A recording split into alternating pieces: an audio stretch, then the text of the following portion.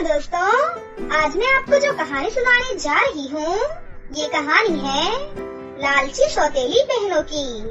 तो चलिए दोस्तों, देखते हैं आज की ये कहानी। बहुत समय पहले की बात है। एक अंजलि नाम की लड़की अपनी सौतेली माँ सुनंदा और अपने पिता अभिषेक के साथ रहा करती थी। अंजलि की दो सौतेली बहनें भी थीं, जिनका नाम था काव्या और माया। कुछ वर्षों पहले अंजलि की माँ को एक जहरीले सांप ने डस लिया था, जिसके कारण उसकी माँ की मृत्यु हो गई थी। अंजलि की देखभाल और अच्छी परवरिश के लिए अंजलि के पिता अभिषेक ने एक सुनंदा नाम की औरत से दूसरा विवाह कर लिया था। शुरू में सुनंदा अंजलि का बहुत अच्छे से ध्यान रखती थी, परंतु जैसे ही सुनंदा को खुद की दो जुड़वा बेटियां हो जाती हैं, तो वो अंजलि की तरफ ध्यान देना बंद कर देती है और उसके साथ सौतेला जैसा व्यवहार करना शुरू कर देती है। ऐसे ही कई साल बीत जाते हैं और अंजलि और उसकी दोनों सौतेली बहनें माया और काव्या बड़ी हो जाती हैं। लेकिन फिर भी सुनंदा के व्यवहार में कोई भी बदलाव नहीं आता है और वो उसे बहुत ही खरी खोटी सुनाते रहती है। ऐसे ही एक दिन सुनंदा सब्जी और फल लेने के लिए बाजार जा रही होती है कि तभी सामने से एक गाड़ी आकर उसे टक्कर मार देती है और उसकी वही मौके पर ही मृत्यु हो जाती है। जब ये बात उसके पति और उसकी बेटियों को पता चलती है, तो वो लोग बहुत रोती हैं और उसके बाद अभिषेक अपनी बेटियों के साथ मिलकर सुनंदा का अंतिम संस्कार कर देता है। फिर एक दिन की बात है। अंजलि बड़े ही ध्यान से माया को देख रही होती है। माया किसी पार्टी में जाने के लिए मेकअप कर रही होती है कि तभी वहाँ पर उसकी दूसरी सौतेली बहन काव्या भी आ जाती है। अरे तुम यहाँ खड़ी खड़ी माया का मुंह क्या देख रही हो? अंदर जाकर घर के काम करो, समझी? घर के सभी काम हो चुके हैं काव्या। अच्छा तो एक काम कर, जल्दी से पूरे घर में झाड़ू लगा दे। देख फर्श पर कितनी धूल जम रही है। मेरी बात ध्यान से सुन, हम दोनों बहनें अपने दोस्त की बर्थडे पार्टी में जा रही हैं और वहाँ से खाना खा कर ही आएंगी। तो तू अपने और पिताजी के लिए कुछ खाना बना लेना और हम दोनों को पार्टी से आने में जरा देरी हो सकती है।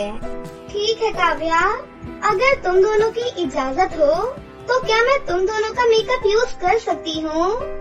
माया को यूँ सजता संवरता देखकर मेरा भी सजने संवरने का बहुत मन कर रहा है। चुप कर कामचोर कलमुही, ये कोई आम मेकअप नहीं है जो हम तुझे लगाने दे दे।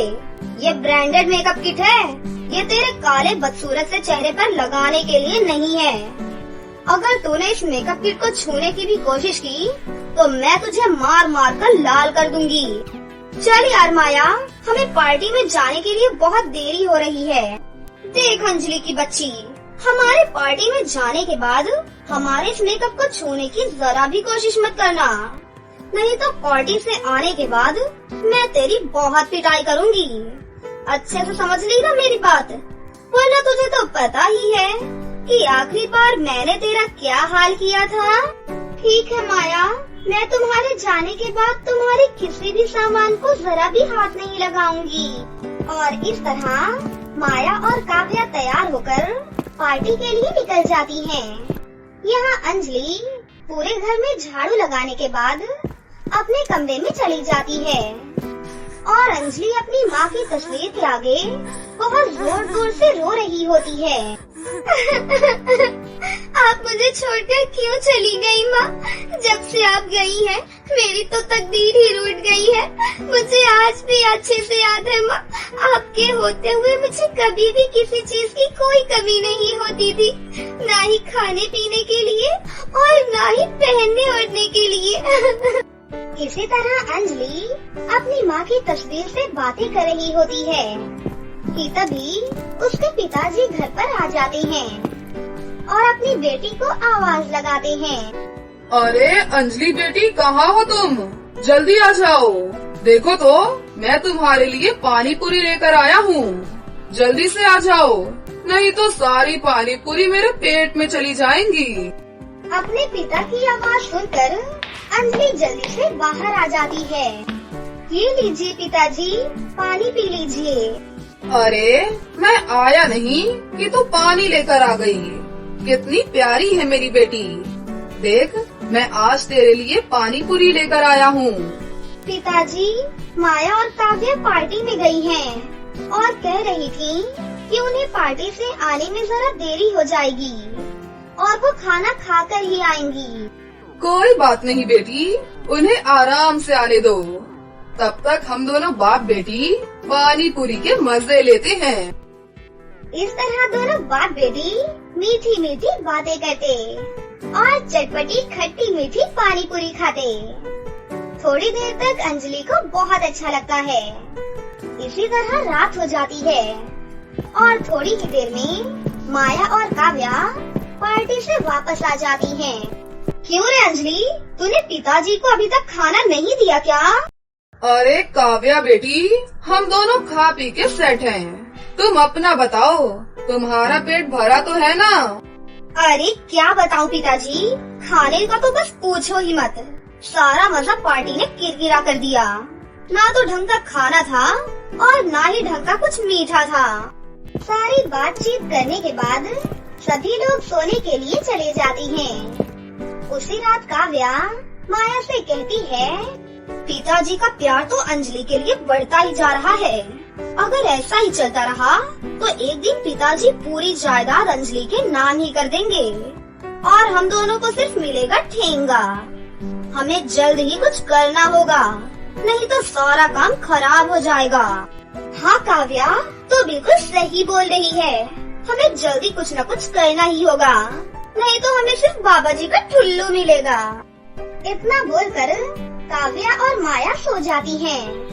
अगले दिन अंजलि सभी के लिए खाना लगा रही होती है। अंजलि, फ्रिज में कल की रोटी रखी हुई है, तो वही खा लेना। नहीं काव्या, वो बासी रोटी हरगिज नहीं खाएगी। आज से मेरी बेटी अंजलि भी हमारी तरह ताजी रोटी ही खाएगी, नहीं तो मैं ये घर छोड़कर चला जाऊंगा। और मेरी इस बात को तुम दोनों गांठ बांध लो। तुम दोनों हमेशा अपनी माँ की तरह ही इसे परेशान करती रहती हो। ठीक है पिताजी, कल से हम इसे बासी रोटी नहीं दिया करेंगे। अब काव्या और माया के मन में अंजलि और भी ज्यादा खटकने लगती है। काव्या और माया किसी न किसी तरह से अंजलि को घर से बाहर निकालना चाहती थी। एक दिन अभिषेक को किसी काम के सिलसिले में विदेश जाना पड़ता है और विदेश जाने के लिए वो रवाना हो जाता है। और एरोप्लेन जब जा रहा होता है कि तभी उस एरोप्लेन के इंजन में आग लग जाती है और वो एरोप्लेन बहुत ही तेजी से नीचे गिरने लगता है और वो एक जंगल में जाकर गिर जाता है और उस पूरे एरोप्लेन में आग लग जाती है। उसके अंदर मौजूद सभी लोगों की मृत्यु हो जाती है। जब ये बात अंजलि को पता चलती है तो वो फूट फूट कर रोने लगती है। लेकिन काव्या और माया इस बात से बहुत खुश होती हैं और बोलती हैं, अच्छा हुआ बुढ़ा मर गया, बड़ा आया हमें भाषण देने वाला। मेरी बेटी ताजी रोटी खाएगी। ऐसे ही दिन बीतने लगते हैं और अब काव्या और माया लालच में आकर किसी भी तरह अंजलि से बदला लेने की सोचने लगती हैं और उससे घर के सभी काम करवाने लगती हैं। अंजलि बिना कुछ कहे घर के सभी काम बहुत अच्छे से करती है ताकि उसकी दोनों लालची सौतेली बहनों को कुछ कहने का मौका ना दे सके। परंतु काव्या और माया ने तो जैसे अंजलि को बाहर निकालने की ठान रखी थी। एक दिन वो दोनों लालची बहनें किचन के कुछ महंगे बर्तन तोड़ देती हैं और अंजलि को आवाज लगाती हैं, अंजलि, अरे ओ अंजलि, कहाँ मर गई है? आई काव्या। काव्या, कहो क्या हो गया? कहो कि बच्ची, तुझे अभी बताती हूँ। तूने हमारे किचन के सबसे महंगे बर्तन तोड़ कर रख दिए हैं। ये हमारी माँ अपने मायके से लेकर आई थी। तुझे पता भी है कितने महंगे हैं ये बर्तन? परंतु काव्या, ये बर्तन मैंने तो नहीं तोड़े हैं। तो ये बर्तन तोड़ने कोई भूत आया था क्या?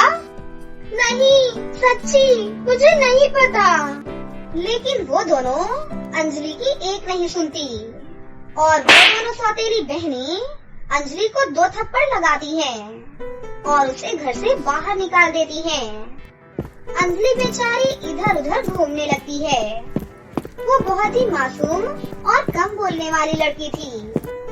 घूमते घूमते अंजलि एक जंगल तक पहुंच जाती है और वहीं पर बैठकर रोने लगती है कि तभी वहाँ पर एक परी प्रकट होती है।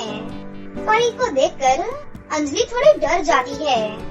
तभी परी उससे बोलती है, मैं एक परी हूँ, बताओ बेटा, तुम यहाँ बैठकर क्यों रो रही हो? तुम्हारी क्या समस्या है? उसके बाद अंजलि परी को अपनी सारी बात बताती है। अंजलि की बात सुनकर परी उसे एक खाली मैदान में लेकर जाती है और वहाँ पर अपने जादू से एक घर और एक जादुई सोने चांदी के फल का पेड़ प्रकट करती हैं और उससे बोलती हैं, अंजलि बेटा, ये जादुई घर है और आज से तुम इसी घर में रहोगी और ये जादुई सोने चांदी के फल का पेड़ है। इस पर लगे सोने चांदी के फलों को बेचकर तुम अपनी जरूरतों को पूरा कर सकती हो। ये सुनकर अंजलि बहुत ही ज्यादा खुश होती है और परी का धन्यवाद करती है। उसके बाद परी वहाँ से गायब हो जाती है और अंजलि की दोनों सौतेली बहनों के पास आती हैं और उन दोनों को अपनी जादुई शक्ति से गुड़िया के पुतलों में बदल देती हैं। बहुत शौक है ना तुम दोनों को दूसरों को परेशान करने का? तुमने अपनी मासूम बहन को बहुत परेशान किया है। अब तुम दोनों हमेशा के लिए पुतले बनकर यहीं पर पड़ी रहो। इतना बोलकर परी वापस अपने परी लोग चली जाती हैं।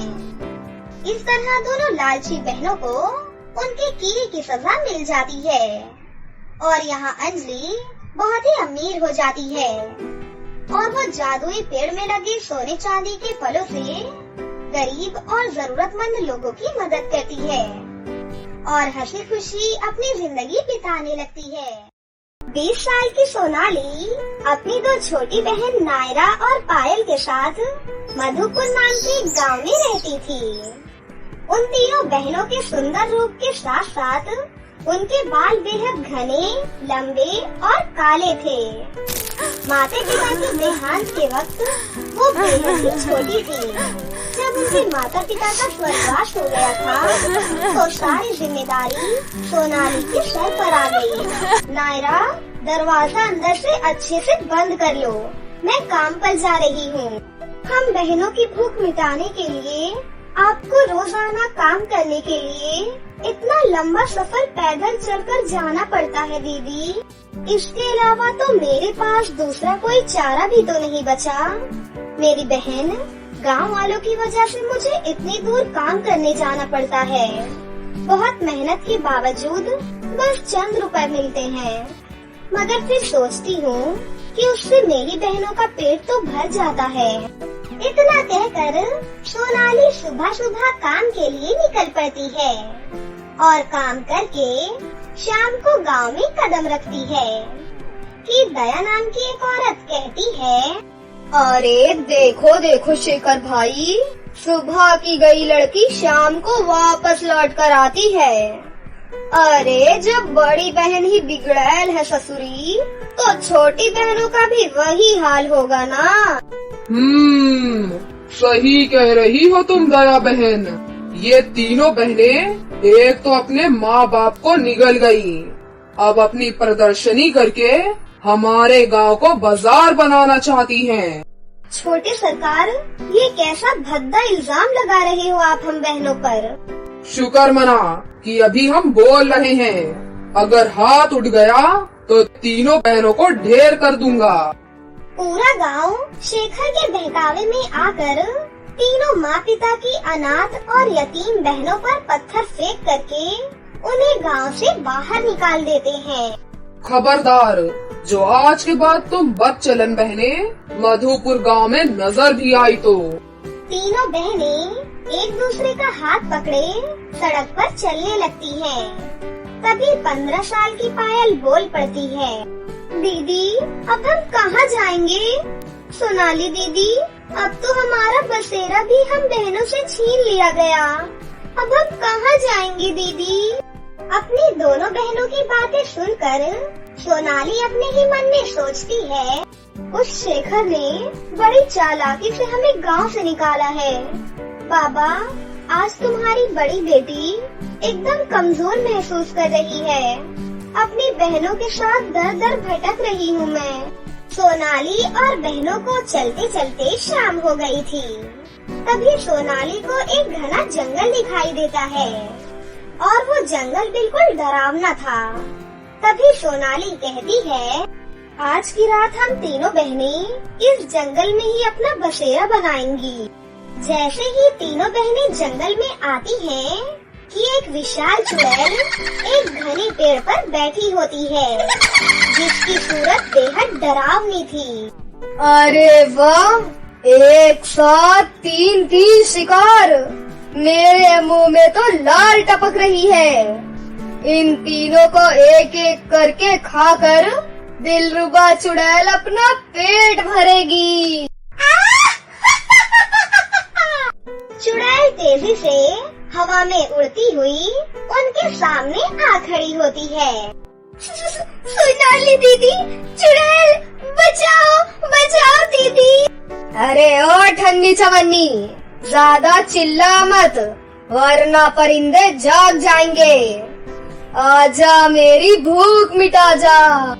चुड़ैल को पायल की ओर बढ़ता देखकर सोनाली सामने जमीन पर पड़े डंडे को उठाकर उस चुड़ैल पर वार करती है, जिसके साथ चुड़ैल के होश हवास गुल हो जाते हैं और वो बेहोश होकर गिर जाती है। कहीं ये चुड़ैल मर तो नहीं गई? सोनाली चारों ओर नजरें दौड़ाकर फौरन से पेड़ पौधों से फूल पत्तियां तोड़कर उनसे लेप बनाकर चुड़ैल के माथे पर जैसे ही लगाती है, एक तेज जादुई रोशनी पूरे जंगल को सराबोर कर देती है, जिसके साथ चुड़ैल का शरीर एक सुंदर परी के रूप में बदल जाता है। अरे यकायक ये शैतान चुड़ैल परी के रूप में कैसे बदल गई? डरो नहीं, चुड़ैल का वो रूप एक छलावा था। मैं तो परी हूँ। कोई शख्स मेरे जंगल में प्रवेश करता है तो मैं चुड़ैल बनकर उसकी परीक्षा लेती हूँ। मैं इस जंगल की परी हूँ, जो सदियों से इस जंगल की देखरेख कर रही हूँ। वन परी, हम बहनों के पास कोई बसेरा नहीं है। हमको इस जंगल में रहने की अनुमति दे दीजिए। बदले में हम पूरे जंगल की पहरेदारी भी करेंगे और हर एक पेड़ की देखरेख भी करेंगे। तुम बहनों का दिल हिमालय पहाड़ से भी ज्यादा बड़ा है। तुम्हारे लंबे बालों को देख मैं तुम्हें जादुई सोने के बालों का वरदान देती हूँ। जैसे ही तुम, हे लंबे घने बाल, बन जाओ तुम सोने के बाल, ये मंत्र बोलोगी, तुम तीनों के बाल जादुई बाल में बदल जाएंगे। और इस कंघी को जब तुम अपने बालों में फेरोगी, एक के बाल से सोने के सिक्के, दूसरे से सोने के बिस्किट और अंतिम से यानी तीसरे से सोने के गहने बाहर निकलेंगे। जादुई बालों का जादू बताकर परी अपने दाहिने हाथ से जैसे ही तीनों बहनों के बालों पर कंघी डालती है, एक तेज रोशनी निकलती है, जो कि उन तीनों बहनों के बालों को सुनहरे बालों में बदल देती है। और फिर परी के गायब होते ही उनके बाल साधारण हो जाते हैं। तभी नायरा कहती है, अरे हमारे बाल तो फिर से साधारण हो गए। हम तीनों बहनों के बाल जादुई हैं या नहीं, इसका पता करने के लिए हमें उस मंत्र को दोहराना होगा। फिर तीनों बहनें उस जादुई मंत्र को एक साथ दोहराती हैं। हे लंबे घने बाल, बन जाओ तुम सोने के बाल। मंत्र के पूरा बोलते ही तीनों बहनों के बाल सर से लेकर पांव तक सोने के सांचे में ढल जाते हैं। तीनों बहनें अपने अपने बालों में कंघी करती हैं। जिसमें सोनाली के जादुई बालों से सोने के सिक्के, नायरा से सोने के बिस्किट और पायल से सोने के गहने निकलते हैं। अरे वाह, ये तो सोने पर सुहागा हो गया। हम तीनों बहनें सोने के बाल वाली बहनें बन गयी। चलो दीदी, इन सारे सोने को बेचकर इस जंगल में अपना एक प्यारा सा घर बनाते हैं। अब हम तीनों बहनें उस बुरे गांव मधुपुर में कभी नहीं जाएंगी। इस जंगल की जमीन पर ही हम इन सोनों को बेचकर अपना एक बसेरा बनाएंगी।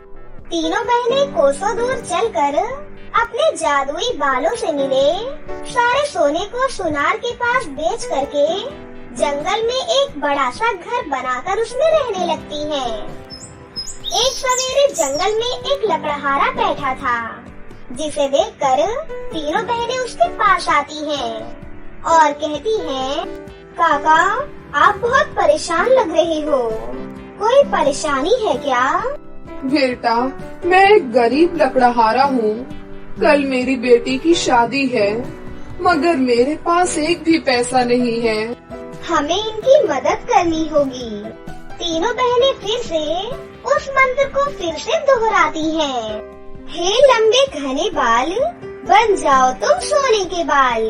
तीनों बहनों के जादुई सोने के बाल देखकर वो लकड़हारा बहुत ही ज्यादा चौंक जाता है। अरे ये क्या? सोने के बाल सर से लेकर पाँव तक चमक दमक रहे हैं। काका, ये कंघी हम बहनों के बाल में फेरिए। हमारे जादुई बाल ही आपकी बेटी की शादी में मदद करेंगे।